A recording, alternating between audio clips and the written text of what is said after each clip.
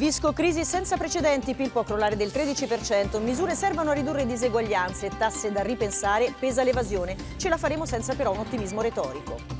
Come usare i fondi europei, sfida nella maggioranza, i 5 Stelle, abbassare le tasse, il PD, servono per gli investimenti, Salvini, ora flat tax e anno bianco fiscale. Spostamenti tra regioni, sul 3 giugno oggi forse una conferma, Brusaferro sarà sfida importante, fondata l'ipotesi di una seconda ondata, l'OMS, il virus non è sparito.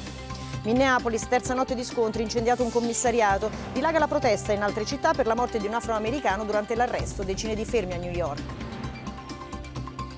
Trump contro Twitter, fa attivismo politico, accusa e firma l'ordine esecutivo annunciando nuove leggi sui social media che potranno essere puniti. Distanze di almeno 1 metro, mascherine obbligatorie dopo i 6 anni di età, orario di ingresso scaglionato, tutte le misure indicate per il rientro in sicurezza a scuola da settembre.